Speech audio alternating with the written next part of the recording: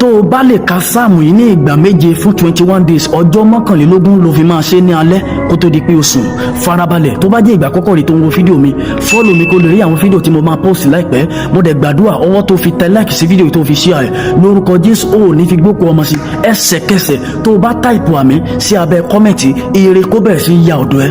Bẹ́ẹ̀ ni Psalm 2 ló máa kà sínú omi, wàá bu omi yẹn wàá ka Psalm 2 sínú ẹ̀ ní ìgbà méje. Àwa tó jẹ́ pé a lè ka Psalm, WhatsApp channel mi, líǹkì WhatsApp channel mi ó wà níbi báwo mi, ó wà níbi profile mi, ẹ kílíkì lé lórí Psalm 2 yẹn, mo ti ṣe rìkọ́ọ̀dù ẹ̀ sí inú WhatsApp channel mi, so ẹ lọ síbẹ̀ báyìí kẹ́ lọ fọ́lọ̀ mi lórí WhatsApp channel mi kẹ́ lè rí sáàmù náà. Mo gbàdúrà pé ẹ máa rí ìṣẹ́gun. Kí lẹ máa ṣe lẹ́yìn ìgbà tẹ́ bá ti ka sáàmù yẹn? Ẹ máa mu omi yẹn díẹ̀ tó bá kù, ẹ dà mọ́ omi kẹ́ fi wẹ̀ tàbí kẹ́ fi ṣanra ní alẹ́ kẹ́ tó sùn. Bẹ́ẹ̀ ni ẹ ṣe fún 21 days. Bẹ́ẹ̀ ni gbogbo àwọn ọ̀tá tó dìde lórúkọ Jésù kan bẹ̀rẹ̀ sí ní túká kẹ́rí ànúgbà. Ọwọ́ tí ẹ fi share fídíò yìí lórúkọ Jésù ẹ ò ní fi gbókò ọmọ sí lágbára Ọlọ́run. Àmín.